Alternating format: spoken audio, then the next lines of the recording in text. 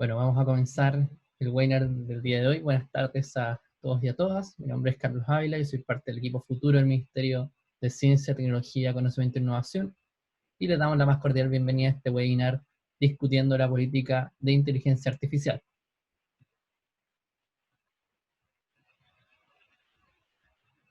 Bueno, consideraciones previas. En primer lugar, habrán personas del Ministerio moderando las cuales ordenarán y canalizarán los comentarios y preguntas.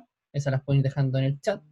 Y el moderador las agrupará y las transmitiremos a quienes son los invitados del día de hoy. Además, no está de más decir que esto es un ambiente de respeto, por lo tanto, cualquier falta de respeto o intento de zooming será claramente eliminado de la sesión. Ahora les contaremos cuál es la agenda de hoy.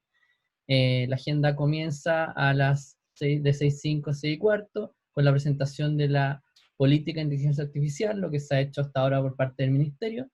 Luego tendremos la presentación del primer invitado, Néstor Becerra, que es profesor de la Universidad de Chile.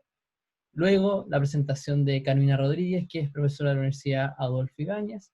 Y finalmente tendremos un espacio de preguntas y comentarios.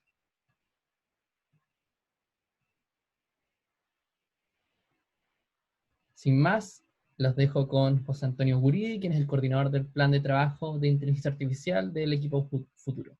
José, el mando es todo tuyo. Gracias, Carlos.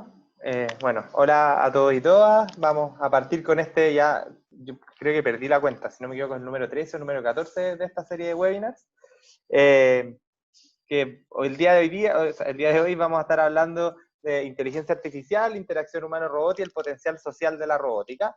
Y antes de eso, yo, como ya lo hemos hecho en los otros, voy a darles una breve introducción sobre inteligencia artificial y sobre el plan de trabajo, muy breve, para no quitar el tiempo de nuestros expertos después que van a estar presentando. Entonces, primero, así como dato curioso, en especial en el de hoy día, que vamos a hablar de robótica, ya este año se cumplen 100 años desde que se creó la palabra robot, y esta se crea en una obra de teatro en 1920, donde Karel Capek inventa esta palabra, cuando se imagina de qué pasaría si creáramos ciertos autómatas que son capaces de reemplazarnos en el trabajo. Quizás en 1920 no era un tema tan atingente como los de hoy día, pero ya vemos que en realidad es un concepto que viene hace mucho tiempo ya dando vuelta. Y así también la inteligencia artificial, que cumple 64 años desde que se acuña el término en 1956, pero es algo que incluso se estaba discutiendo de antes. Sin embargo, que su principal boom ha sido durante los últimos años. Antes ha tenido altos y bajos en el desarrollo, pero el principal crecimiento y boom lo está teniendo particularmente en los últimos 10 años. Y en ese sentido, como para poder conceptualizar un poco, hay que ver qué es la inteligencia artificial. Y acá nos encontramos con una dificultad, y acá los que son más técnicos me van a tener que perdonar por mi definición ambigua, pero que la dificultad es que en general, al menos a nivel de política pública, es un término que no está clara en su definición. Hay definiciones más técnicas, pero en general en los documentos de política pública no hay consenso en qué es inteligencia artificial. Y cosas que antes se consideran inteligencia artificial, hoy día muchas veces no se consideran, y quizás en el futuro va a ir cambiando. Y en ese sentido lo vamos a entender en forma muy amplia, de sistemas basados en máquinas que captan datos del ambiente y hacen distintas funciones que si las hiciera un humano requerirían de inteligencia, y con eso influyen un ambiente que puede ser virtual o que puede ser un ambiente físico. Y eso es algo muy genérico. Sin embargo, la acotación que sí podemos hacer es que la inteligencia artificial hoy día es una inteligencia artificial que es estrecha, que es capaz de hacer una cosa muy bien, pero no necesariamente es capaz de traspasar eso que hace a otros ámbitos. Y en ese sentido, no tiene la flexibilidad que tiene la inteligencia humana y está lejos de ser lo que uno se imagina cuando piensa en Terminator, en Ultron o en otras inteligencias artificiales que podrían ser generales o superinteligencias artificiales. Pero pese a ser una inteligencia artificial que se llama estrecha, lo que sí es que es una tecnología de propósito general. Y esto quiere decir que es algo que ha impactado transversalmente a nivel de la sociedad y también a nivel de las disciplinas. Y esto es porque estamos en contacto con ella, aunque no nos damos cuenta, probablemente muchas veces al día, todos los días. Y algo que está cambiando la manera en que nosotros vivimos, como lo hizo en su momento la máquina a vapor, hace ya muchos años, pero también como lo hizo hace no tantos años el Internet, la electricidad y otros. Y en ese sentido, cada vez que nos topamos con un sistema que nos recomienda una serie, por ejemplo, o una película, o música, o cada vez que hay filtros de spam, o cuando hacemos análisis de datos, o en múltiples ocasiones estamos en contacto con sistemas de inteligencia artificial. Y esto si lo traspasamos a lo que se proyecta en un impacto económico, como para ponerle algún número, PwC hizo una estimación que en los próximos 10 años podría aumentar más de 15 trillones de dólares el PIB mundial debido a la inteligencia artificial. Esto principalmente porque va a ser más eficiente el trabajo, porque se va a personalizar más los productos, va a aumentar su calidad y se va a ahorrar tiempo. Obviamente esto es pre-COVID y esta estimación puede haber cambiado, pero en el fondo se estima que va a tener un impacto gigante a nivel económico. Pero este impacto no se va a distribuir en todos los países de manera igual, sino que se va a distribuir en base a cómo se han preparado y cómo se han desarrollado sus industrias, sus gobiernos en el desarrollo de la tecnología. Y acá vemos que en el caso de la inteligencia artificial, el mismo estudio estima que probablemente la mayor parte de este beneficio lo genere y se lo lleve China, en un poquito menor medida Estados Unidos, luego ya Europa y la se ha desarrollado. Y en el caso de los países de medianos y bajos ingresos como Latinoamérica, probablemente nos llevemos muy poco a menos que nos preparemos muy bien. Y esto es preocupante no solo porque en el fondo nos vamos a llevar como un pedacito pequeño de la torta, sino que también porque es necesario, dado que es una tecnología de propósito general, hacerse cargo de riesgos que empiezan a emerger y distintos dilemas sobre los que hay que tomar decisiones. Y en esta línea la inteligencia artificial cambia la manera en que vivimos y la manera en que nos relacionamos en muchos aspectos, y hay que decidir, por ejemplo, cómo va a impactar la privacidad de los datos, cómo va a impactar, por ejemplo, en decisiones cuando tengamos vehículos autónomos, sobre responsabilidad, sobre la explicación que puede dar una inteligencia artificial o no darla, y hasta qué punto le vamos a exigir explicaciones, entre otras cosas. Y un punto bastante importante es la automatización, que si bien hasta hace un tiempo no era necesariamente asociada a inteligencia artificial, la inteligencia artificial ha abierto la puerta a que tareas que antes eran muy difíciles que pudieran ser automatizadas, hoy día van a poder ser automatizables, cambiando la naturaleza de los trabajos, reemplazando algunas ocupaciones, pero también creando nuevas. Entonces, cómo nos enfrentamos a la automatización es un punto sumamente relevante. Y la discusión sobre estos beneficios y potenciales riesgos también es una discusión que ha estado sumamente concentrada en el hemisferio norte, principalmente en Estados Unidos y en Europa.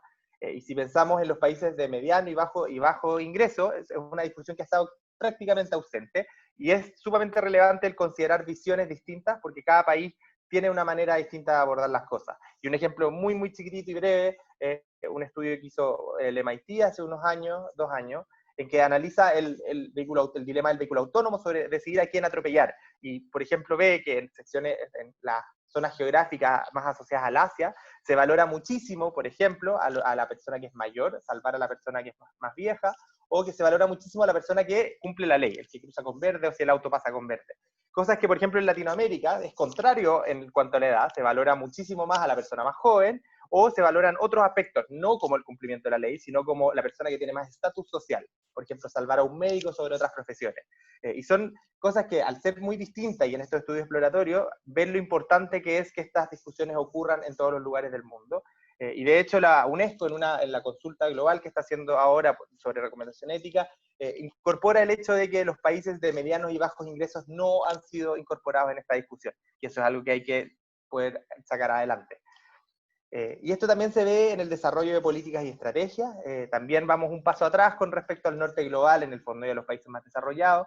Y en el caso de Latinoamérica, hasta el 2018, que era el mapa original, solo México había desarrollado una política. Actualmente ya nos estamos empezando a poner al día, y en Latinoamérica se han desarrollado distintas estrategias y políticas, pero también con distintos niveles de éxito. Y en ese sentido, la implementación de estas políticas también es un gran desafío. Y si bien México publicó una estrategia, o Argentina el año pasado también la publicó, hoy día está en duda su implementación después de los cambios de gobierno. Brasil está terminando, o sea, tiene lista la suya, hizo la consulta hace poco tiempo, a principios de año y a fines del pasado. Uruguay tiene una estrategia también, Colombia está implementando la suya y nosotros estamos desarrollando la nuestra. Pero todos tenemos este mismo desafío de cómo asegurarnos de hacer políticas que puedan ser de largo plazo. Y en esta línea, el presidente nos encarga el año pasado el construir una política nacional de inteligencia artificial y que tenga dos vetas importantes. Por una parte es empoderar a la ciudadanía en el desarrollo y aplicación de las herramientas de inteligencia artificial, y esto obviamente apunta a poder capturar la mayor cantidad de beneficios posibles que nos trae la inteligencia artificial. Pero por otro lado también apunta a propiciar este tan importante debate sobre las consecuencias legales, éticas, sociales y económicas. Y justamente el webinar de hoy día combina un poco las dos cosas, porque vamos a ver un aspecto mucho más técnico, pero también cómo la máquina se relaciona con la sociedad y con las personas. Y en ese sentido, ese debate es sumamente importante llevarlo a cabo. Y para hacer esta política se comenzó a trabajar el año pasado con un comité de expertos. Ese comité de expertos, justamente Néstor es parte de ese comité, como lo vamos a presentar después, y también con un comité interministerial que han ido llevando la discusión. Sin embargo, ha sido también impactada por la contingencia, entonces los plazos han ido cambiando y el mismo desarrollo ha ido cambiando. Un poco el cronograma que hay ahora, y esto asumiendo que el 2020 no nos traiga ninguna sorpresa muy grande más, tenemos abierto un proceso de participación ciudadana hasta el 30 de agosto que consta de distintos componentes. Por una parte, mesas autoconvocadas, donde cualquier persona u organización, grupo de amigos, quien sea, puede participar y generar insumos para el desarrollo de la política en base a un índice que hay. Y al mismo tiempo, durante este proceso estamos haciendo mesas regionales. En cada una de las regiones va a haber una mesa especializada donde se va a discutir sobre la política. Ya llevamos 6, si no me equivoco, y por ejemplo, este jueves tenemos la mesa de la Araucanía, ayer tuvimos la de Valparaíso. Y todas las semanas hay 2 o 3 mesas en distintas regiones hasta el mes de agosto, hasta fines de agosto. Tenemos esta serie de webinars que estamos abarcando distintas temáticas, hoy día, como que son sumamente diversas, como hoy día en particular la interacción humano-robot y la robótica social, pero al mismo tiempo hemos abarcado otros temas como neurociencia, hemos abarcado temas como, vamos a abarcar, por ejemplo, temas como la astronomía, entonces desde distintas, cómo la inteligencia artificial permea cada una de esas áreas. Y esperamos ya para el segundo semestre tener el borrador que va a ser sometido a consulta pública y después de eso poder estar lanzando hacia fines de año la política para empezar a implementarla el próximo año. Como les decía, estamos llevando este proceso abierto y ahí está el enlace en el que se pueden conectar si quieren participar y hacerse parte de este proceso y ahí generar insumos. Esto es abierto para cualquier persona. Y esto es lo que les mostraba de la política en las distintas regiones y cada mesa que va a ir ocurriendo va a estar también en la página del Ministerio. Y por último, y con esto ya termino, la política se basa principalmente en 3 ejes, y esos 3 ejes son un poco los que están orientando el desarrollo de la política. Esta política, lo primero que va a abordar son los factores habilitantes de la tecnología, y acá son principalmente 3 cosas. Por una parte, capital humano, y es que se desarrolle desde la educación escolar hasta la educación más especializada, todo el capital humano para poder adoptar y para poder generar tecnología. Y en ese sentido va desde enseñarle a los niños y niñas pensamiento computacional o incluso los debates éticos, hasta el poder tener más doctores, poder fortalecer los programas nacionales, poder tener más magíster y todo lo que también significa la formación continua y la reconversión para enfrentar el desafío de la automatización.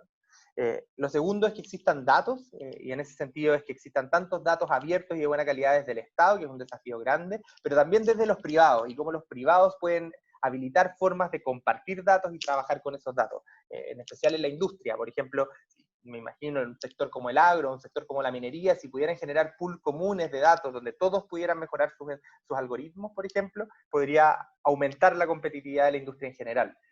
Y lo tercero es que existe infraestructura, y es que existe un poco el fierro necesario como la conectividad, o sea, que todos tengamos buen acceso a internet, que existan sensores, entre muchas otras cosas.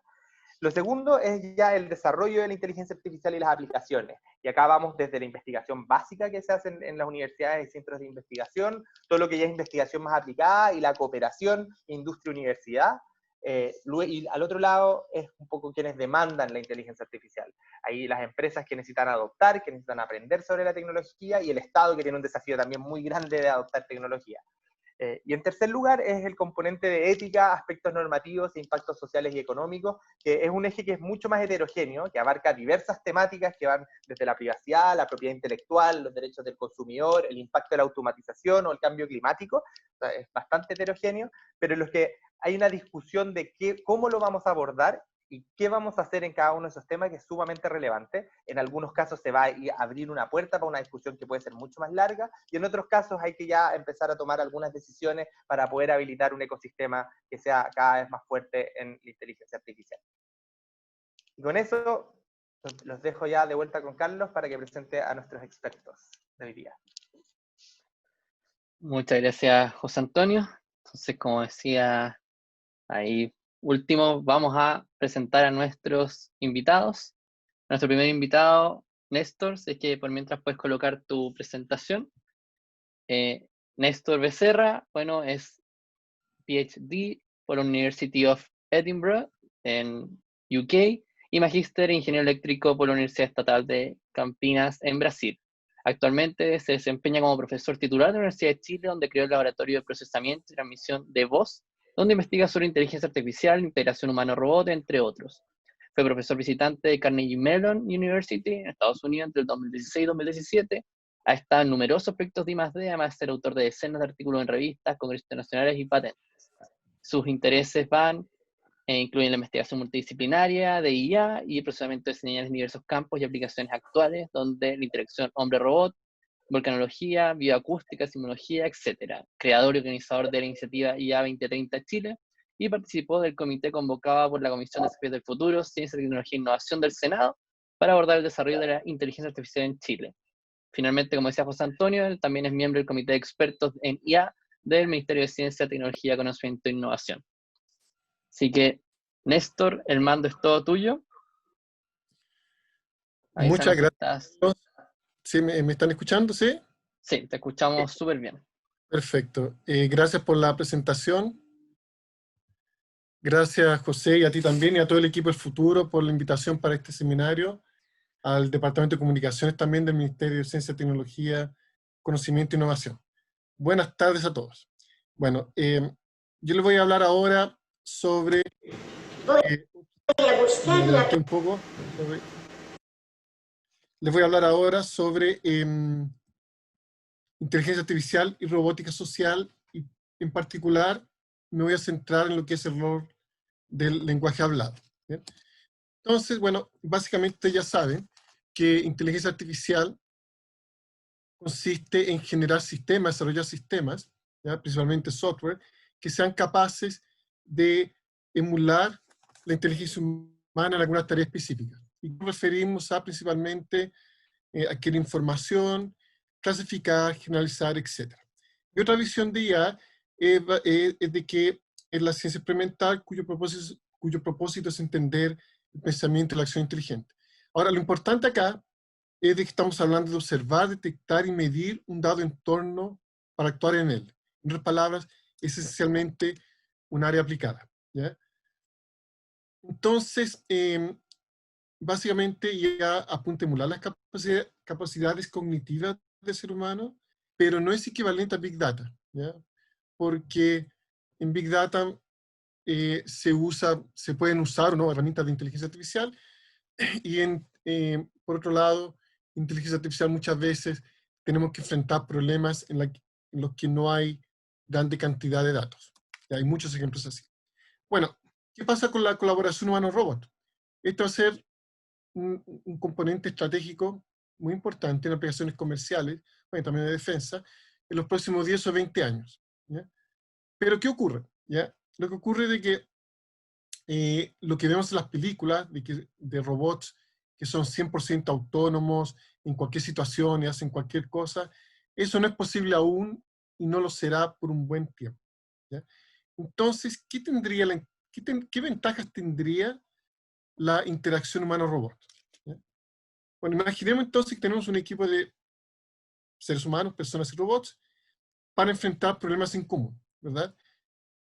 Problemas que pueden estar en una siderúrgica, en la minería, en ambientes altamente contaminantes, en incendios, por ejemplo, como ejemplo de desastres naturales, en una sala de clases, dando apoyo a un profesor, o en misiones de rescate. Realidades que para nosotros son todas bastante comunes, ¿verdad? Bueno, los robots pueden ir a lugares que a nosotros no nos interesaría ir, por varias razones, ¿verdad? Son muy peligrosos, son contaminantes, etc. Los robots pueden realizar tareas que son tediosas para los seres humanos, ¿cierto? En contrapartida, nosotros podemos tomar decisiones que son más apropiadas en situaciones adversas, con mucha más facilidad y considerando un número mucho mayor de factores y de contextos que nos pueden llevar a soluciones que sean más óptimas. ¿Ya? Entonces les voy a mostrar ahora el ejemplo, ¿no?, en el que tenemos un operador, ¿verdad?, actuando con 3 robots organizando o coordinando una task. Jarvis, busca la caja. Le voy a pedir al nao rojo que la busque. Voy a buscar la caja.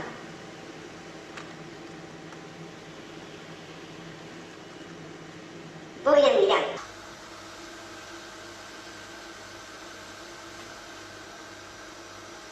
No he encontrado cajas que puedan ser tomadas. El nao rojo no pudo encontrar la caja. Le pediré al nao azul que la busque. Voy a buscar. Bueno, ¿qué pasa acá entonces? Había una operación, ¿verdad? Que encontró una caja, uno de los robots no pudo, se lo comunica a Jarvis, que es el robot grande, el otro se llama Blue y el otro Red. Entonces, como esto se desarrolla en un entorno de lenguaje natural, lenguaje hablado, todos están sabiendo lo que está ocurriendo y se toma una decisión. En este caso, la decisión fue tomada por el robot grande, ¿verdad? Pero ¿qué pasa si el problema no hubiera sido tan fácil o fácilmente solucionable que hubiera requerido la acción del operador? ¿Ya? Aquí está usando reconocimiento de voz, que utiliza inteligencia artificial, Deep Learning, y estamos usando también síntesis de voz, que también usa Deep Learning. Entonces, bueno, aquí en el video anterior hay dos conceptos súper importantes. Uno es in the moment perspective, que es cuando el ser humano interactúa en primera instancia con un agente, un robot, que tiene comportamientos sociales similares a los del ser humano. Entonces, su primera tendencia es tratar de responder por voz, usar la voz, el lenguaje hablado, y también entra en efecto lo que se llama the reflective perspective. O sea, el usuario empieza a reflexionar sobre lo que está ocurriendo para tomar una decisión. Pues bien, entonces, para lograr una colaboración efectiva con las personas, los robots deben detectar y perfilar a los usuarios. ¿Ya? ¿Para qué? ¿Ya? Para que ellos puedan modificar su comportamiento, ¿sí? Si es que ven una reacción negativa por parte de los seres humanos. O bien, si la reacción es positiva, seguir la misma estrategia. Entonces, veamos en este video, lo que les voy a mostrar es a nuestro robot Jarvis en una ceremonia, ¿ya? En la que nosotros básicamente sintetizamos las señales que él tenía que reproducir. En esta ocasión especial queremos difundir el retrato del destacado profesor don Arturo Edmundo Salazar Valencia, quien ahora es parte de la historia viva de nuestro departamento que servirá de inspiración a los presentes. Como ven, el TTS, Text-to-Speech, es de muy buena calidad, tiene acento chileno y se hizo con inteligencia artificial. ¿Qué hubiera ocurrido, por ejemplo, si el robot tiene que tomar algunas decisiones, ¿ya?, en su discurso y observa que por a veces razones usó palabras inapropiadas, usó expresiones que no correspondían al momento y observa de la audiencia una reacción negativa? ¿Ya? Bueno, entonces, los robots pueden caracterizar o perfilar a los usuarios en tres dominios diferentes. Físico, ¿ya? Aquí estamos hablando de movimiento, cansancio, salud del usuario. Cognitivo, inferir, reconocer las intenciones, deseos, creencias, estados internos, emociones, etc. Lo que se llama de theory of mind, ¿ya? La idea básica acá es interpretar qué es lo que el usuario va a pensar de modo de cierta manera identificar o inferir sus reacciones. Y social, reconocer e interpretar las señales sociales mostradas por un humano que producen cambios de comportamiento durante la interacción. Bueno, aquí vamos a ver un ejemplo de caracterización física y cognitiva.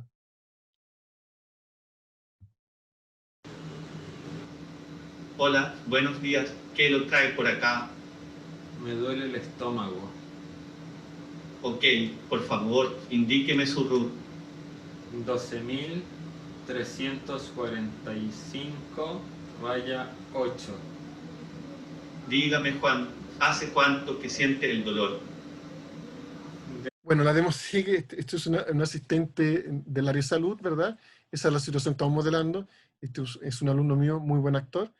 Y aquí, ¿qué es lo que el robot está haciendo? Está tratando de, ¿verdad?, conocer más sobre el paciente, ¿ya?, por lo que podríamos clasificarlo como caracterización cognitiva, pero también quiere conocer su estado de salud, ¿verdad?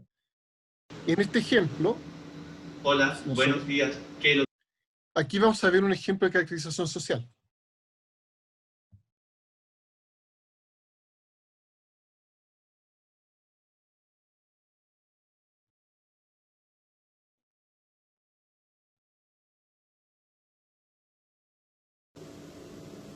Jarvis, saluda. Hola amigo humano. Estrecha mi mano.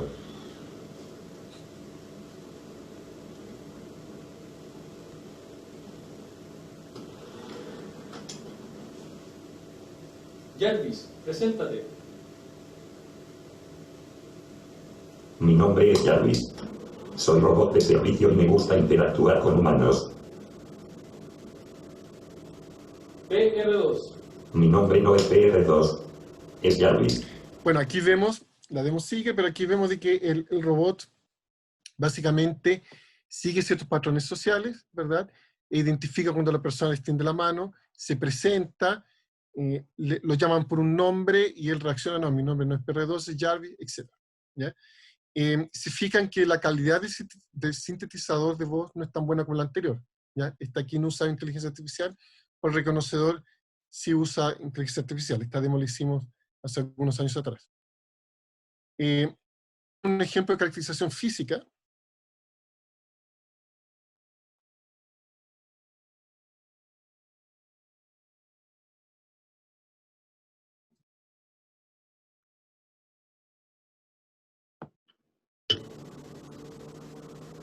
Jarvis, teleoperación. Activando modo teleoperación. Debes estar frente a mi cámara para que pueda reconocerte.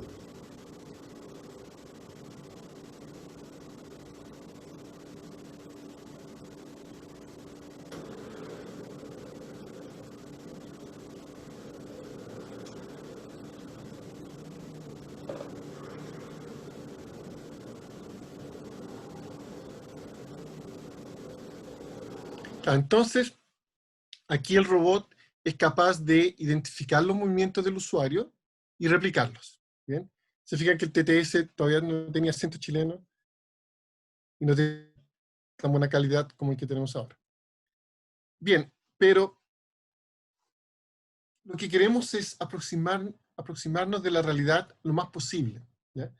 Y cómo es la integración social colaborativa, me falta escribir acá, entre humanos en situaciones reales, ¿verdad? Aquí lo que tenemos es, por ejemplo, una guía en un museo, ¿verdad? Explicando a los turistas, ¿ya? Sobre una cierta pieza de arte, por ejemplo. Aquí tenemos una misión de rescate, ¿ya? En un desastre natural. Aquí tenemos un profesor escribiendo la pizarra, un alumno pidiendo la palabra, y posiblemente, además de levantar la mano, también se está dirigiendo al profesor. Y aquí tenemos camareros, personas trabajando en una cafetería. ¿Bien? ¿Qué tienen todas estas circunstancias, verdad, de común? Bueno, básicamente las personas, y ahora esperamos que también los robots, puedan estar en continuo movimiento. ¿Bien? Las personas y los robots no necesariamente van a estar mirando a quien les habla. ¿Ya? Eso hace parte de la dinámica de la integración social. Si queremos, de cierta manera, monitorear el cansancio o el estado de salud de las personas, una opción sería usar sensores biomédicos, pero en general es incómodo y poco práctico para las personas.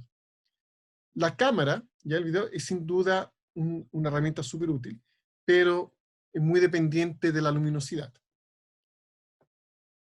Y aquí el lenguaje hablado y la voz tienen una importancia muy grande porque la voz transporta mucho más información que solamente la información lingüística correspondiente a los comandos. Ella puede transportar emoción, estado de salud, cansancio, condicionamiento físico, etc. ¿Ya? Pero ¿qué problemas hay? Primero, ruido, ya el ruido interferente. Imagínense personas caminando en la calle, una misión de rescate, etc. También la reverberación. Reverberación corresponde a la distorsión que ocurre en ambientes cerrados cuando la señal acústica rebota en las paredes. ¿Cómo se puede solucionar o mitigar todos estos problemas? Bueno, una de ellas es usando beamforming multimodal, cuya idea es, dado que los robots pueden usar más de un micrófono, así como nosotros tenemos 2 oídos, pueden direccionar la atención en una dirección más que en otras, ¿ya? Y esa dirección podría ser determinada usando la cámara, ¿ya? Que en este caso requeriría mucho menos definición que análisis más detallados. Y por último, modelar ambientes dinámicos, ambos con inteligencia artificial. Entonces lo que vamos a ver acá es cómo un robot puede seguir a una persona moviendo la cabeza, ¿ya?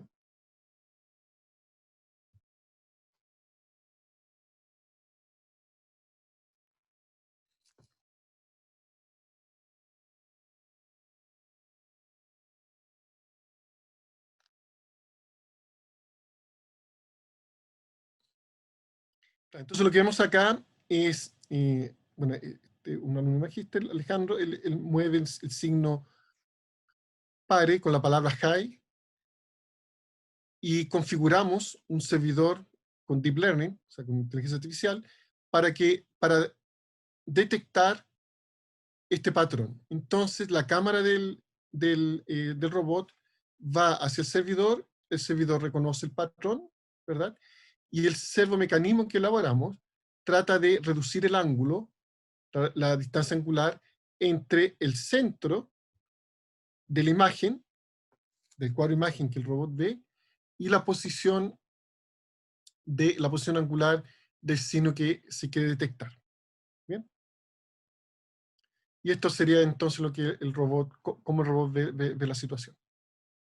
Esto sin deep learning claramente sería imposible, muy difícil o imposible de realizar. Bueno, ahora tenemos que enseñarle al robot, ¿ya?, a reconocer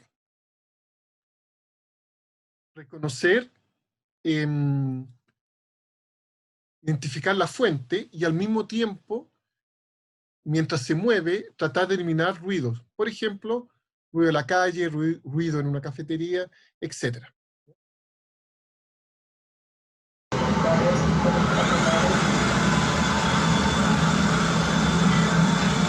The issue is reading simple A by Ruby and simple A minus by Epsilon. Citicorp has $1.5 billion in capital in the last year.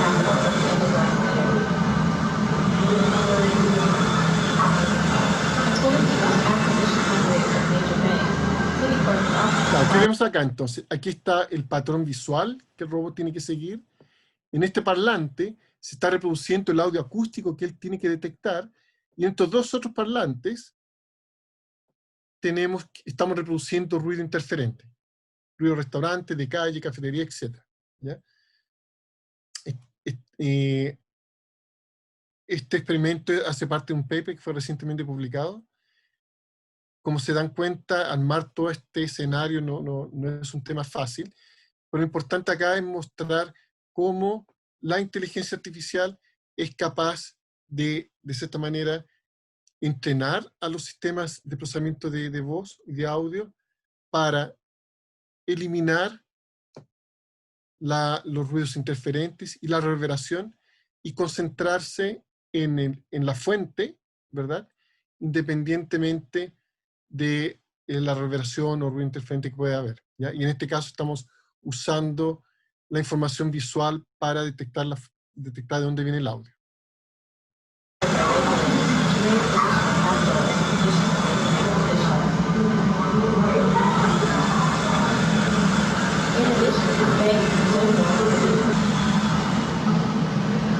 The rise in that category in July was led by increased orders for aircraft and parts, non-electrical machinery,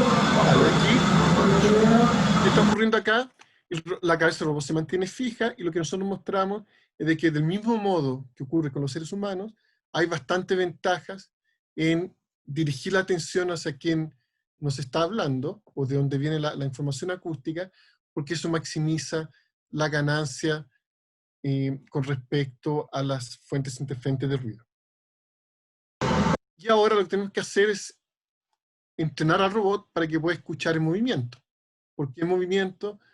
Porque esto es importante para nosotros. Porque la reverberación, o sea, el ruido provocado por la distorsión provocada por la reflexión de la señal acústica en las paredes y el propio ruido del propio robot, son variables en el tiempo. Esto matemáticamente no tiene solución, lo que nosotros decimos analítica, ¿ya? E inteligencia artificial nos permite abordar este problema de un modo práctico con muy buenos resultados.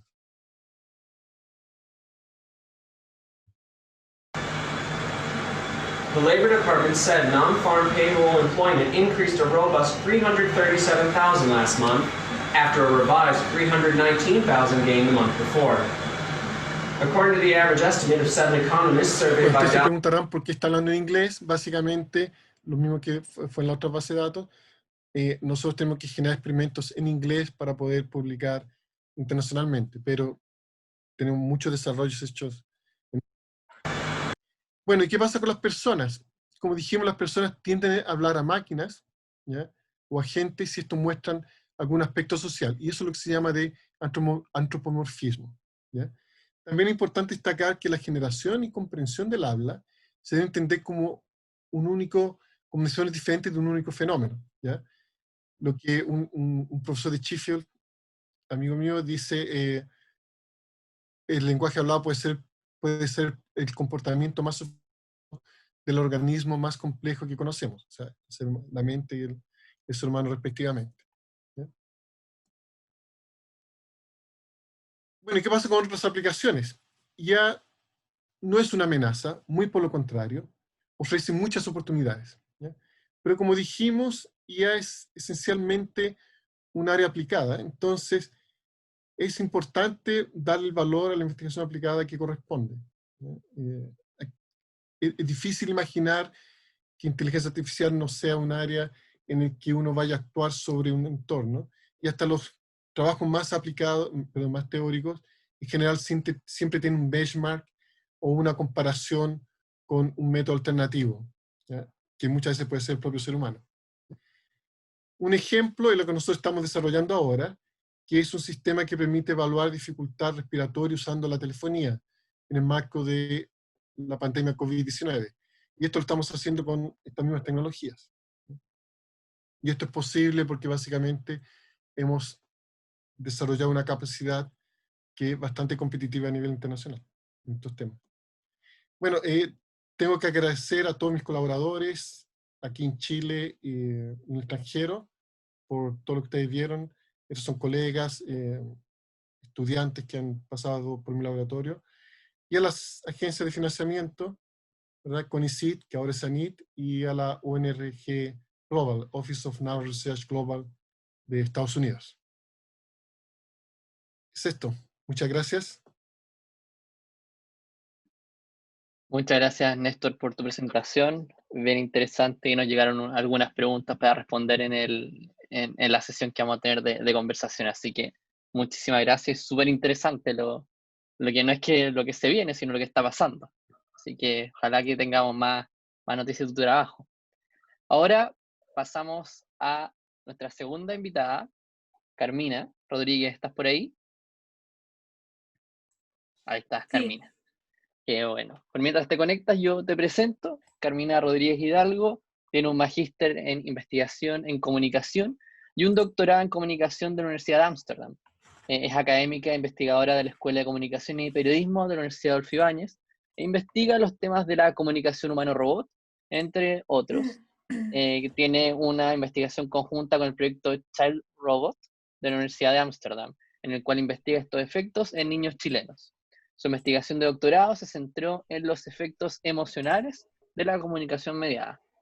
Bastante interesante, así que creo que estamos todos bien atentos a tu presentación. Carmina, te dejo el mando. Muchas gracias, Carlos. También muchas gracias, José, por la invitación al Ministerio de Ciencia y a su equipo futuro.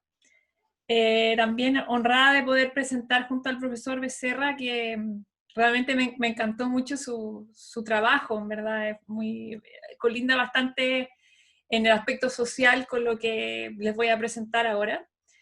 Yo les quiero llevar más que a la parte más técnica, a la ciencia de la comunicación, que es donde yo estoy, bueno, en la disciplina que me he doctorado. Y quisiera conversarles sobre las potencialidades sociales de la robótica. El robot que ven ahí ustedes en la foto es un robot que se llama RAMP, de fabricación rusa, que ha sido utilizado en la pandemia en el mundo y ayuda a las personas ¿cómo se llama?, a monitorear su estado físico, pueden medir la temperatura, y también ven ustedes que tiene un aspecto de interacción ya que tiene un rostro, ¿ya? Voy a estar hablando mucho del diseño también de los robots. Y aquí está el esquema, ambicioso quizá, pero bueno, voy a tratar de quedarme bien en el tiempo. Primeramente quería explicarles y comentarles a qué nos referimos con el potencial social de la robótica. Es una frase sencilla pero que esconde bastante teoría atrás, y quería hablarles un poco de esa teoría. Después quería comentarles de lo último que nosotros en el campo de la comunicación estamos viendo con gran entusiasmo y con mucho interés todos los desarrollos que han tenido los robots, especialmente los robots sociales. Entonces quería también, desde el campo de la comunicación, comentarles cómo estamos definiendo por ahora la comunicación humano-robots. También decir brevemente cuáles efectos los que se han encontrado hasta el momento que tiene la comunicación humano-robot en las actitudes y el comportamiento. También hablar de quiénes son más susceptibles a este efecto. Y para finalizar, quería comentarles sobre cómo aprovechar el potencial social que tiene la robótica y los desafíos.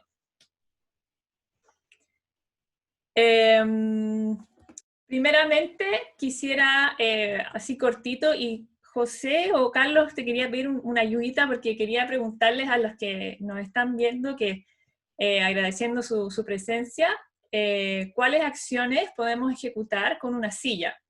Esa es una pregunta que yo quisiera que ustedes puedan ir respondiendo en el chat. Cuando piensan en una silla, ¿qué acciones podemos hacer con ella? Y José o Carlos, si me pueden leer algunas de las respuestas rapidito, sería perfecto.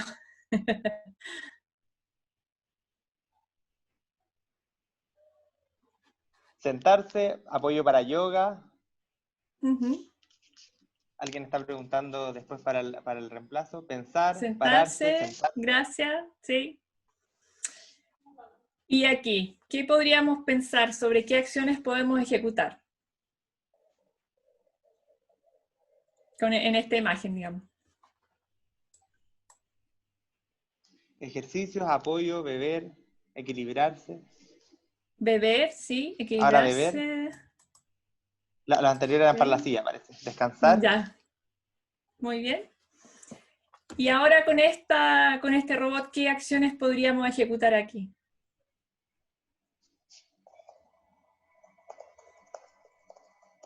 Acciones, verbos. Pero ayuda a limpiar, interactuar, obtener información, hablar, volar. Claro.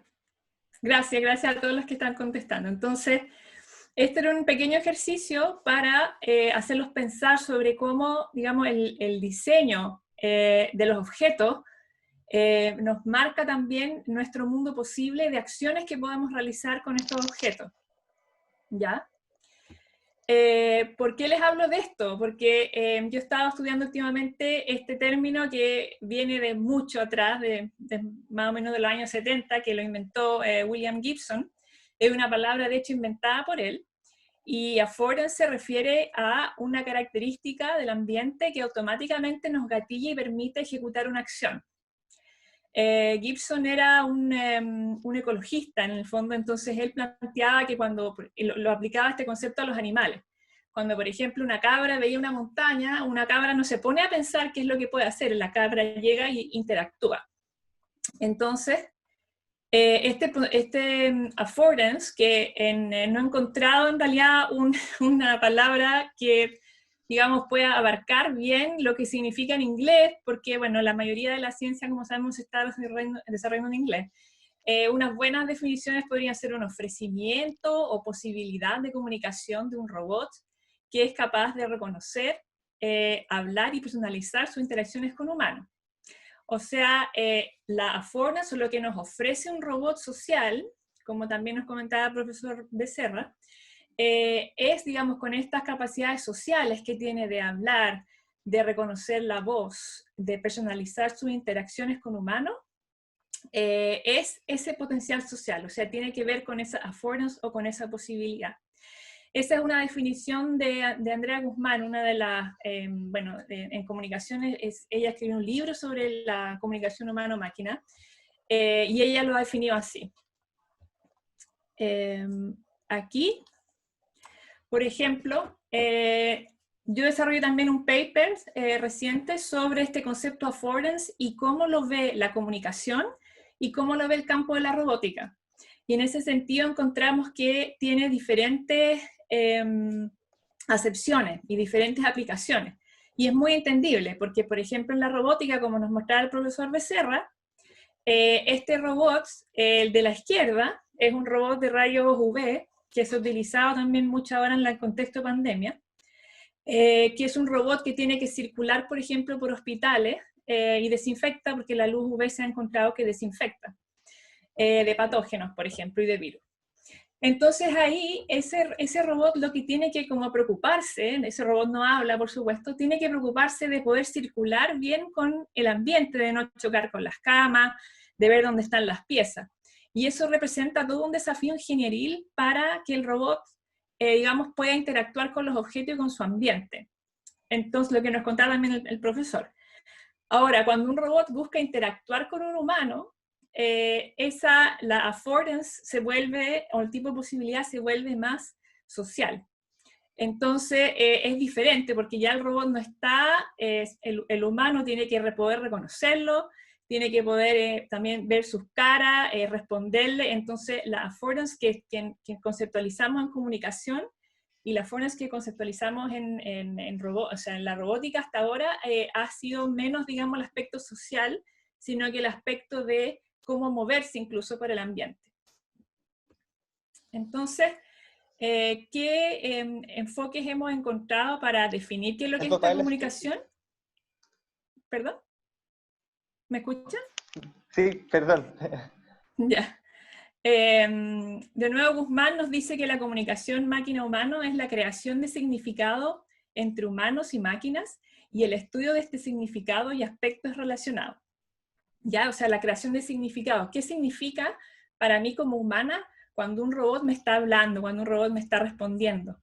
Ese significado es lo que nosotros buscamos comprender más bien desde la parte del humano, de la psiquis humana.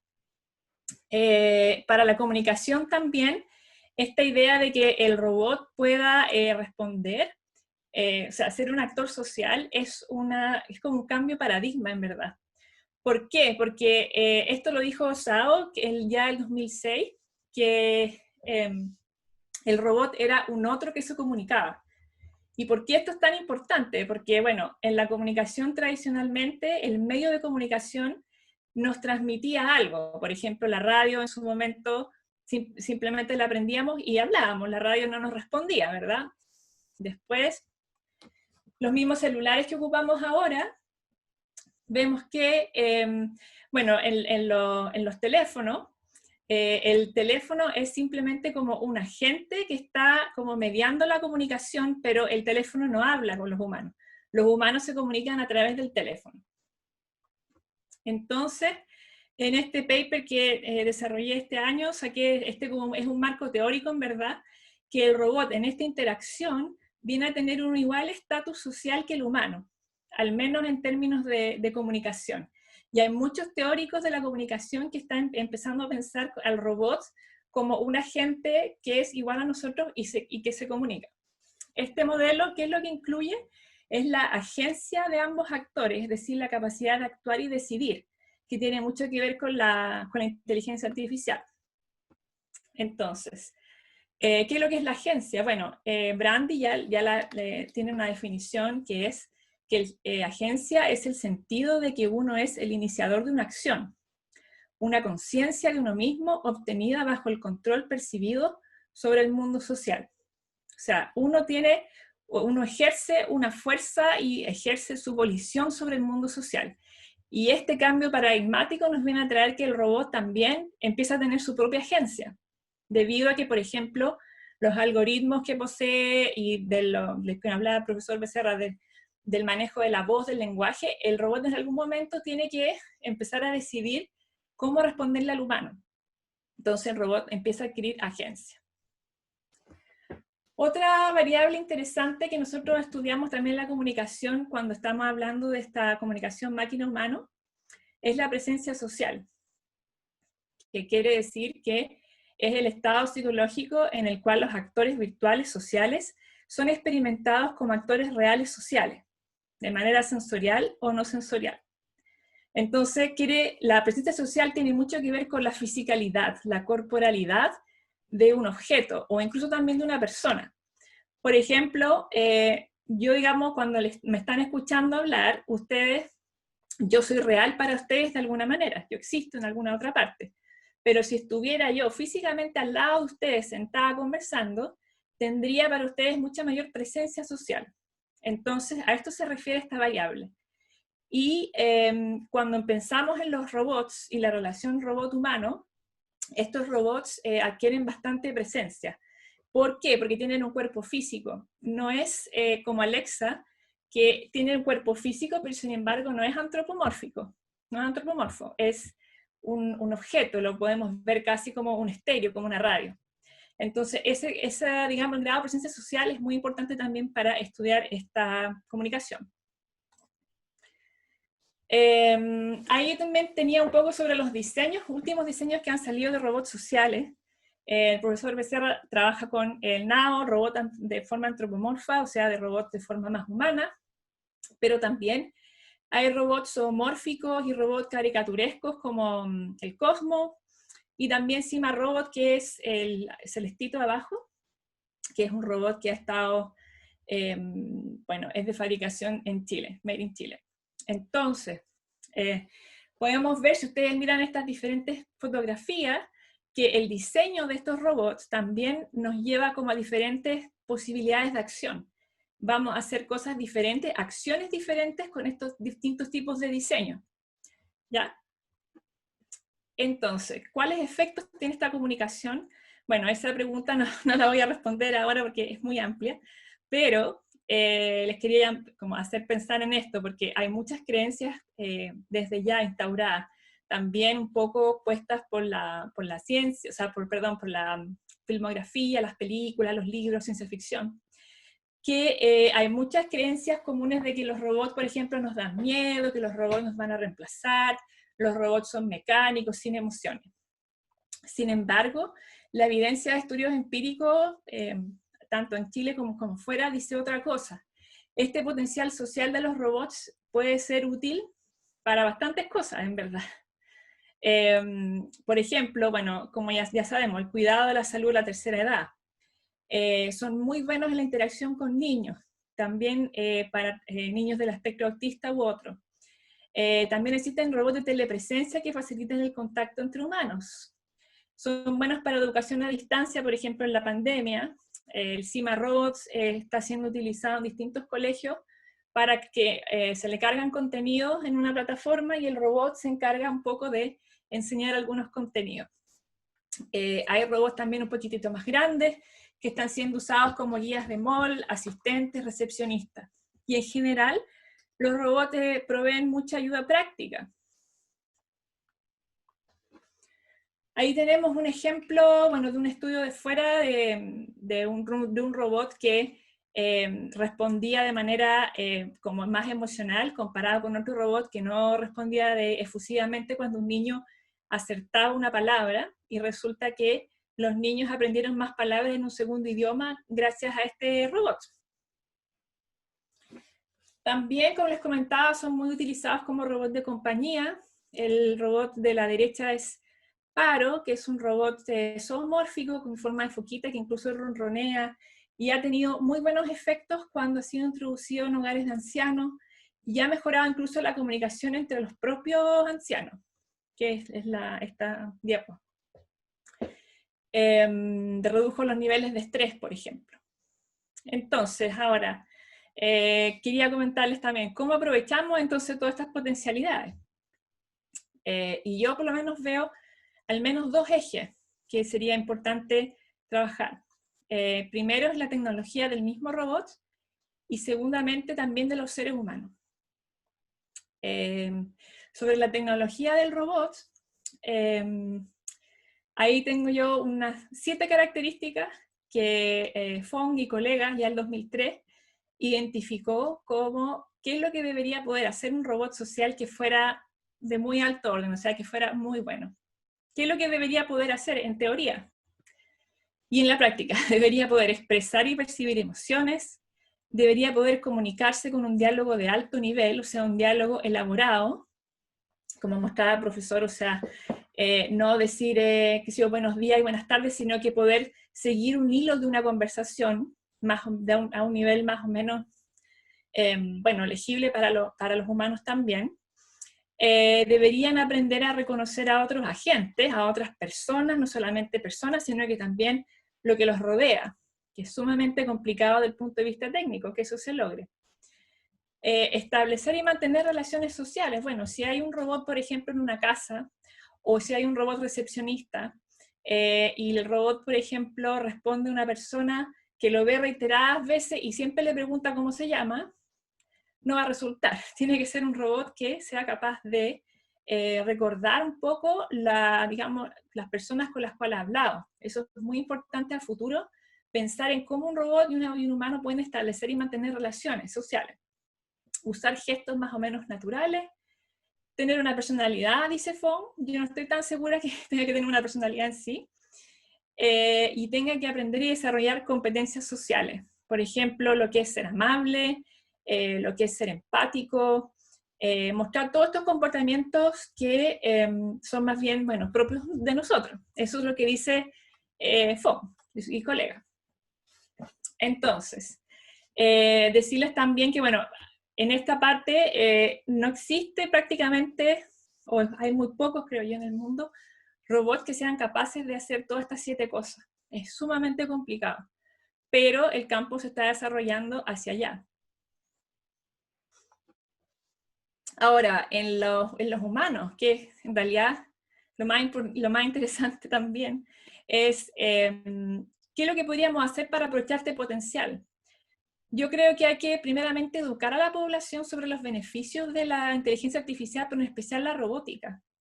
¿Por qué? Porque la gente sigue teniendo bastante miedo y reticencia hacia esta tecnología, cuando no, en realidad no debería ser, ¿no? O sea, no tendría por qué, en alguna manera. Empoderar a las personas a crear robots y tecnología robótica aplicada a lo social desde Chile. Desde Chile tenemos muy poco desarrollo de robots sociales, muy poco. Necesitamos entonces mayor investigación también desde Chile. Y esto para mí creo que es muy relevante, es que las sociedades y las personas debatan y elijan qué tipo de robots sociales quieren, para qué tipo de finalidad y con cuáles limitaciones. O sea, en el fondo es decir, qué tipo de robots vamos a querer y qué tienen que hacer, para qué y por qué. Ese es un debate que creo yo tenemos que, con esta instancia, seguir haciendo, o sea, seguir debatiendo qué queremos como sociedad que estas nuevas entidades hagan. Ahora, ¿qué rol juega la inteligencia artificial aquí? Bueno, me perdonarán, yo no soy técnica, pero en todos estos elementos la inteligencia artificial juega un rol. Por ejemplo, que el robot tenga que elegir dentro de ciertos diálogos particulares. El robot tiene que tener como les comentaba, en la interacción, en sus movimientos, tiene que tener agencia, tiene que tener volición. Tiene que mejorar, y la IA ayuda a eso, a que reconozca facial, el reconocimiento del rostro de las personas, pero también sus emociones. Es posible que los robots lo puedan, sistemas de software pueden hacerlo. Tienen que mejorar en autonomía, la IA ayuda a eso. Reconocer y reaccionar a la expresión de emoción espontánea, y de nuevamente la formación y creación de lazos sociales y emocionales a través de este reconocimiento de personas y de los objetos. Sin embargo, también esto sabemos que lleva mucho desafío ético, esta relación con este nuevo agente, como por ejemplo la privacidad de la interacción y qué tan digno es, por ejemplo, que te cuide un robot, qué tan, bueno, digno es que los robots cuiden a las personas de tercera edad. Esas son todas preguntas que también en el campo se están desarrollando. Por lo mismo, quería también, esta semana tuve yo la suerte de tener 2 charlas, no sé si está permitido, pero voy a hablar más de aspectos éticos y de desafíos éticos el jueves, en la escuela, invitada por la Escuela de Gobierno de la Universidad Adolfo Ibáñez. Los dejo cordialmente invitados porque ahí voy a hablar más de la parte ética. Y quería finalizar con esta frase que a mí me gusta mucho, que dijo Eleanor Sandry, que es una doctora de Ciencias de la Internet en Australia, que concluye con esto. Dice, más que el robot sea un enemigo, lo que hay que considerar es cómo los humanos estamos haciendo elecciones sobre lo que son o no son los robots, y cómo vamos a usarlos para el bien de la humanidad. Muchas gracias por su atención, y bueno, estoy muy atenta a sus preguntas. Bueno, muchísimas gracias, Carmina, por tu presentación, de verdad súper interesante, un tema del que sí o sí hay que discutir. Pero antes de pasar a la parte de discusión y las preguntas que nos llegaron, que fueron varias, hacer un hincapié a que mantengamos el respeto en este tipo de sesiones. Tuvimos ciertas personas que estuvieron molestando, haciendo cosas indebidas en el chat, y eso no lo podemos permitir. Estas son instancias que son de participación, de informarnos. Me tomo un poco de la frase que tú pusiste al final, Carmina, o sea, tenemos que ver qué elecciones se están dando o no, y qué van a hacer los robots al final, porque lo que estamos construyendo y desarrollando somos nosotros. Y si nosotros no sabemos, y llega un momento en el cual los robots están haciendo cosas y están otros tomando decisiones, claramente nos vamos a sentir súper pasados a llevar, y no es la idea. Y por eso mismo el respeto en esta instancia, el estar conversando entre nosotros, el que se pueda hacer un diálogo y una interacción es súper relevante, súper importante, y por eso, a pesar de este tipo de Zoom bombings que nos ha pasado una vez antes y ahora otra, nosotros seguimos haciendo esto igual porque necesitamos que todos estemos arriba de este mismo carro y logremos al final hacer una política para Chile y para todos nosotros finalmente, y todos tengamos esto en mente y participemos de esta misma. Así que les pido disculpas a Néstor y a Carmina también por la situación, la pudimos controlar, así que ahora pasemos a la parte de preguntas. Ahí, Néstor, no sé si te podemos ver en la pantalla. Néstor ahí está conectando. Muchas gracias, Néstor. Ahora les paso un par de preguntas que nos llegaron. Primero, hay un reconocimiento al trabajo de Néstor, decía Valeria Capetillo, que decía el nivel no tiene nada que envidiar lo del MIT, y que a ella le inspira a seguir despertando el interés en los niños. Que ojalá puedas compartir en algún sitio información en la cual tengas tu trabajo. Lo mismo de Carmina, mencionaba también el público, que es un trabajo súper interesante y que hay mucho, mucho por hacer ahí. Ahora hacemos una pregunta más directa. Nos hablaba Sergio Valenzuela que él sabía que está trabajando en Europa el tema de la conciencia artificial. Llama mucho la atención esto que un robot al parecer sería cada vez más parecido, para la redundancia, a un humano. Entonces, ¿hay alguna universidad en Chile que está abrazando este tema? ¿Han escuchado ustedes de este? ¿Qué opinan al respecto? Y no sé si Néstor o Carmina quiere comenzar. ¿Puedo empezar? Carmina, ¿tú quieres hablar? No, usted primero. Sí. Sí, mira, el tema de la conciencia es súper interesante, al mismo tiempo místico, ¿ya? ¿Qué tan lejos estamos de desarrollar conciencia artificial? No es una respuesta fácil, ¿ya?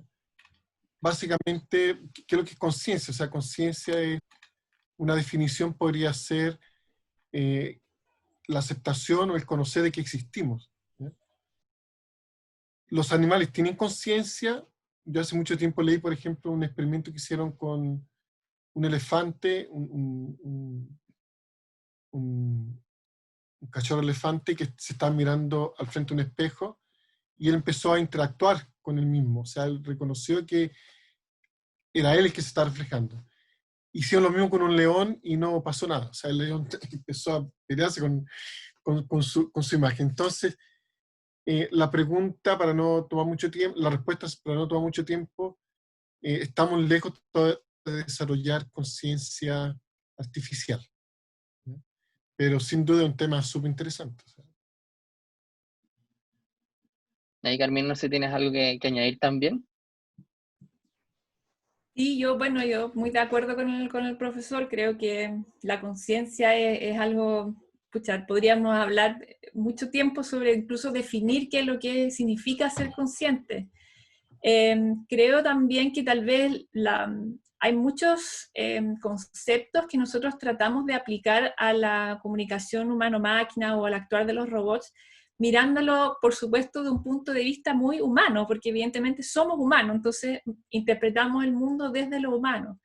Entonces, yo creo que tal vez una conciencia de la máquina podría ser algo mucho más sencillo de lo que nosotros creemos que es. O sea, definiéndolo, tratando de entenderlo como una máquina, entre comillas. Entonces, por ejemplo, puedo pensar en el caso de Amazon en Estados Unidos.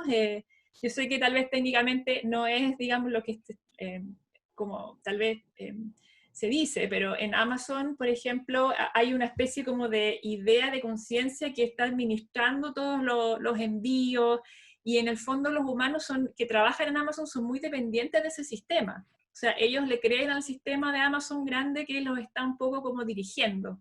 Eso para mí es como lo más cercano que podría pensar yo a una conciencia, pero creo que igual que el profesor, creo que es algo que está muy, muy lejano todavía. Perfecto, muchas gracias por la respuesta. Llegó otra pregunta asociada a las aplicaciones que pueden tener estos robots. De ahí va dirigida más a Carmina, pero también si Néstor quiere contestar, feliz. Preguntan, ¿hay algún ejemplo de implementación de un robot social en niños con trastornos del espectro autista? Si es que conoce algún ejemplo ahí, Carmina, o se está trabajando en eso. Vimos un ejemplo de Néstor ahí como que te ve los síntomas, pero algo más aplicado en términos sociales.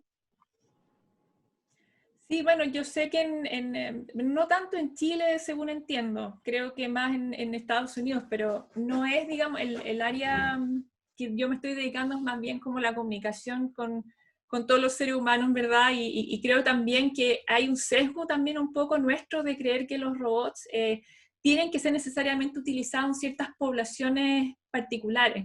Creo que al futuro vamos a ver una ampliación del uso de robots a todos los rangos etarios, en todas las situaciones, en todos los hogares. Por ahora el uso está muy restringido a lo que es, por ejemplo, bueno, niños TEA o adulto mayor.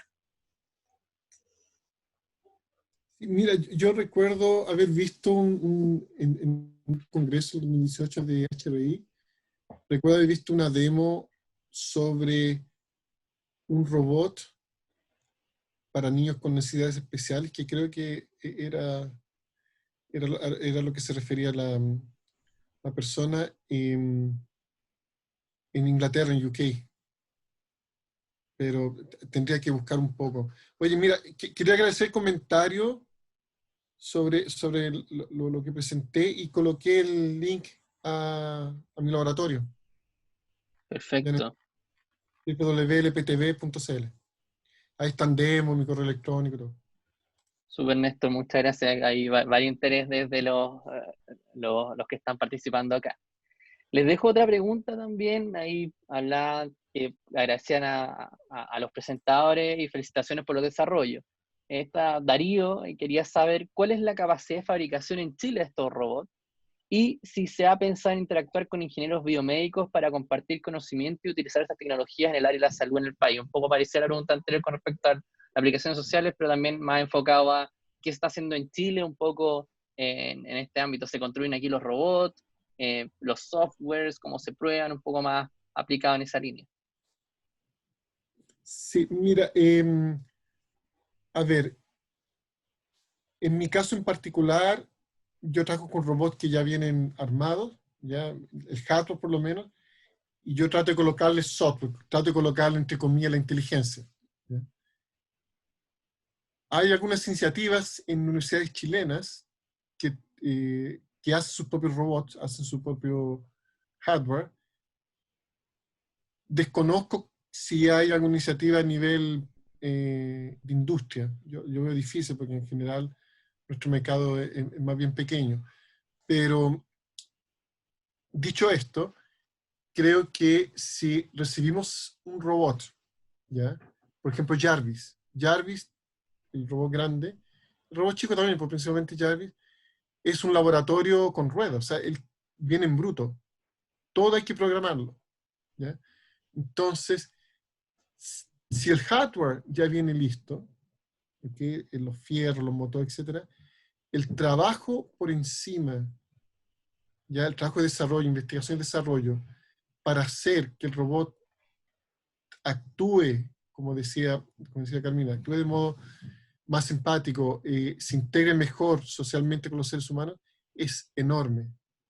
Es realmente muy grande. Quizás la relación entre el hardware y, digamos así, el software, pues quizás sea hasta de órdenes de magnitud.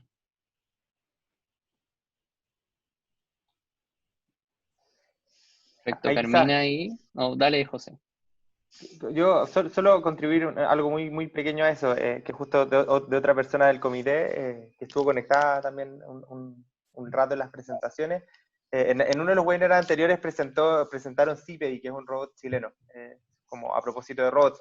No habla ese, hasta donde yo sé, pero es una empresa chilena que está trabajando, y es un robot que trabaja en el retail principalmente. Y en uno de los webinars anteriores... Sí, claro, tienes razón, sí. Claro, pero es el desarrollo de la Católica precisamente de la Católica, claro. Sí, es de la Católica, y ahí el fondo tienen el spin-off. Después les puedo dejar el link del webinar donde ellos también estuvieron hace 3 o 4 sesiones, creo, como si quieren ver una aplicación industrial de robots. Sí, yo conozco algunas iniciativas que en general son empresas privadas, más que en universidades. O sea, aparte del trabajo de Néstor, no conozco tantos profesores trabajando, y que lo más importante, desarrollando, digamos, capacidades en el robot mismo. Por ejemplo, bueno, está RentaBot, que es una página donde conozco que se pueden arrendar distintos robots de servicio, como por ejemplo el robot de los hospitales. Está también PVC, está haciendo algunas iniciativas con Eva Robot, que fue el robot que utilizaron en el hospital, hoy se me fue el nombre de un hospital en Santiago, que también era como un poco para atender a los pacientes en la pandemia, para hacer un check-up de signos vitales, de temperatura, eso. También conozco Cima Robot, que es una startup chilena, que ellos han sido muy creativos porque han utilizado el celular como estructura base y han hecho, lo insertan en un cuerpo 3D, lo cual lo transforma en un robot antropomorfo, que es como bastante bonito, y se utiliza IBM Watson para todo lo que son las interacciones. Ahora, dicho eso, también está Rodrigo Quevedo, que también está todo el mundo de la robótica, de los torneos, también existen también luchas entre robots, pero eso ya se aleja un poco más de la idea de la sociabilidad y de poder interactuar. Entonces creo que hay bastante por hacer en Chile, sobre todo. Ojalá siga habiendo más investigación y más financiamiento, porque realmente... Siento yo que los robots internacionales que hay, que son, digamos, los modelos como más marketeables en cierto sentido, que funcionan más o menos, que tienen un reconocimiento de voz más o menos bueno, como el Pepper o el Now, son igualmente, bueno, son extranjeros, o sea, y han costado un montón de tiempo y dinero y recursos. Entonces necesitamos en Chile algo como similar, o no, en América Latina por lo menos, que hayan este tipo de emprendimientos. Perfecto, Carmina, muchas gracias. Y ahora quiero entrar en un tema un poco más polémico. Llegó la pregunta directa, pero quiero darle un poco más de contenido. Nosotros estamos viendo ahora en las presentaciones que ustedes hicieron, en especial la de Carmina, como que el robot cada vez se acerca a ser más a un humano. Y al parecer podría llegar a ser eso en un futuro. Hay discusión si es cercano o lejano, pero en un futuro podría llegar a ser así. Entonces ahí tú dejaste plantear una pregunta que era: ¿qué efectos tiene la comunicación humano-robot? Podría llegar a ser un humano, pero yendo en esa línea, la pregunta es otra, y también ahí para que Néstor pueda comentarnos. Y llegó así directa la pregunta. ¿Creen que los robots van a ocupar los trabajos de las personas? Esa es una de las cosas que se ha estudiado harto, el tema del recambio laboral, y tratemos un poco de desmitificar eso. O sea, ¿es así como va a ser? Un día yo estar trabajando y el día siguiente, no sé, hay varias películas en las cuales, no sé, podríamos recordar una película infantil, Charlie y la fábrica de chocolate, recuerdo ahora, que llega el padre que trabaja en una fábrica de dentríficos y después de eso llega un robot y lo reemplaza. Entonces, ¿va a ser así? ¿O va a haber una transición? ¿Estamos a ese nivel? Si nos pueden comentar un poco más al respecto. Y también sacamos esos miedos que pueden haber y por lo mismo estamos haciendo estos webinars.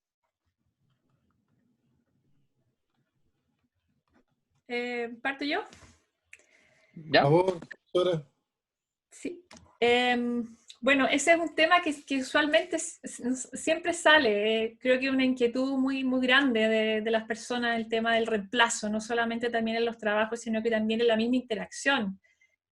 Pongámonos el ejemplo de los ancianos que en vez de que los vaya a ver la familia, los ponen con un robot. Esos son como escenarios bien distópicos, ¿no? Debo decir que como cientista de la comunicación, mi énfasis de estudio es más bien los efectos interaccionales, más que el tema del trabajo, que es como toda una otra área de la academia. Hay distintos tipos de situaciones ahí. Yo creo que dependerá del tipo de industria, o sea, variables que podemos pensar en eso. Por ejemplo, que va a afectar claramente ese reemplazo tal vez a industrias particulares, y también depende del nivel de habilidad de cada persona. O sea, yo creo que las personas que podrían estar más en riesgo, tal vez más lógicamente, son la gente que hace trabajos más repetitivos. Quizá los cajeros, podría ser un cajero en un supermercado.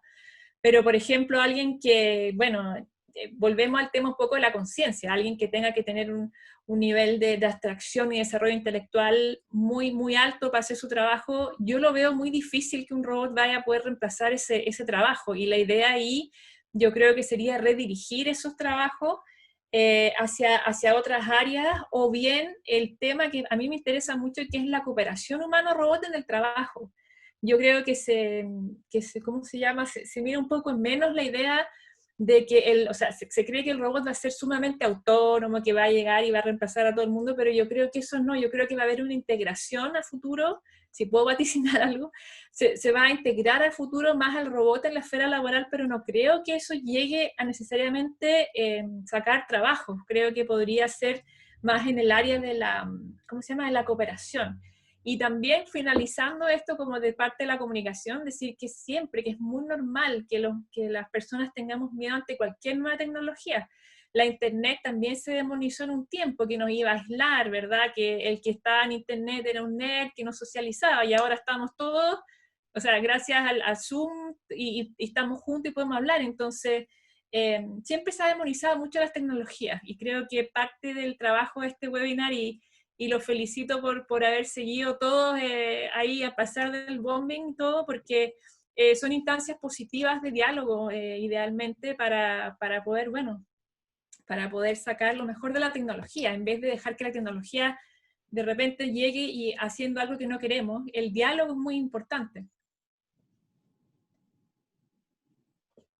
Súper, y ahí un poco también tenemos a Jaime Corona que nos pregunta harto. Así que gracias, Jaime, por la motivación. Y el mismo tema, él habla de la cobótica, la robótica colaborativa. Entonces, te pregunta a ti, pero también a Néstor, también para que nos hables del reemplazo. ¿Qué estrategia propones para poder trabajar este punto? Que le perdamos el miedo como sociedad en Chile a esto de que los robots nos pueden venir a reemplazar. Yo quería un poco... Néstor. La otra pregunta, que también está relacionada con esta. Yo tengo una visión un poquito diferente, en el sentido de que este reemplazo de la fuerza laboral es algo que ya está empezando a ocurrir. ¿Ya? Está ocurriendo en varios países. Infelizmente no depende de nosotros. ¿Ya? Esto es una tendencia internacional. ¿Ya? Pero es algo para lo cual tenemos que prepararnos. ¿Ya? El 2018 hice parte de una comitiva de la Cámara de Comercio de Chile-Estados Unidos que visitó Silicon Valley y Seattle. Visitamos varias empresas, estas mega empresas, etc. Y es un tema que todos los países se están preparando, ¿ya? Estados Unidos, Europa, China, etc. Entonces lo que yo veo que, ya conectándonos a la pregunta, la última pregunta, por supuesto, la integración colaborativa va a ser súper importante, ¿ya? Yo creo que los robots o los autómatas pueden realizar tareas o ir a lugares que a nosotros no nos interesa. Pero si definimos robot de un punto de vista más amplio, ¿ya? A ver, hay sistemas basados en inteligencia artificial que realizan traducciones, que hacen interpretación de texto, ¿ya?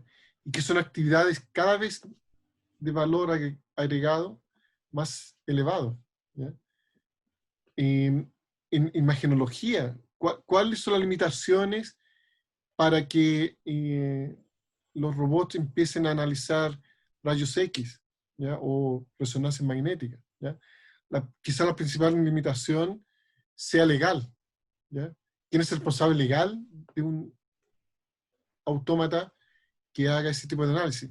Entonces yo creo que la mejor manera para prepararnos es llevar esto aquí a serio para identificar las oportunidades y no los riesgos. No solamente los riesgos. Hay muchas oportunidades, pero debemos abocarnos principalmente, como lo dije, a la investigación aplicada. Y nada más que para encerrar esto de acá, quería poner el tema del COVID, cómo nos hemos preparado. O sea, hemos tenido que tener una pandemia para enfocar recursos en investigación aplicada, para contrarrestar, para de cierta manera, mitigar los efectos de la pandemia, para hacer ventiladores, para hacer un montón de proyectos, como el mío propio que le mencioné ahora, que es para evaluar la dificultad respiratoria a través del teléfono. O sea, hemos tenido que tener una pandemia, fíjense, para poder abocarnos en objetivos reales. O sea, hay muchas oportunidades, pero hay también un costo si es que no enfrentamos las oportunidades como tal y no nos preparamos. ¿Y ahí, Carmina? ¿Y qué nos recomiendas tú como estrategia? ¿Parecido a Néstor? ¿Diametralmente opuesto? Yo creo que, es que, a ver, hay un ámbito que es la estrategia, digamos, del ámbito laboral, y donde yo podría tal vez aportar con más iniciativas sería el ámbito personal del uso de robots, o sea, sus robots sociales. Que es donde sí, me apasionaría poder colaborar con estas iniciativas y con estas ideas. Por ejemplo, yo creo, y tal vez es un poco ingenuo, pero creo que en un futuro vamos a tener muchos más robots en la casa, y vamos a tener sistemas inteligentes en la casa, y vamos a tener el Internet de las Cosas, que también ustedes han tenido un webinar. Y creo que hay que hacer como una educación que en comunicación se llama los media literacy, que es como, por ejemplo, existe media literacy sobre cómo poder lidiar con el uso del celular, cómo poder lidiar mejor con el uso de la televisión, establecer competencias, talleres podrían ser a colegios para padres, podrían ser también que desde temprana edad los niños tengan que ver robots sociales andando, y que lo más importante es que la gente sienta que pueda aportar a estas iniciativas, o sea, que puedan, por ejemplo, construir sus propios robots, que exista en Chile el capital, digamos, pensante y especificado para poder hacer estos robots. O sea, estoy pensando muy en positivo, muy a futuro, pero como estrategias creo que falta mucha educación en ese sentido, y creo que también lo mismo cine y televisión nos ha permeado mucho nuestras expectativas hacia los robots, y eso es...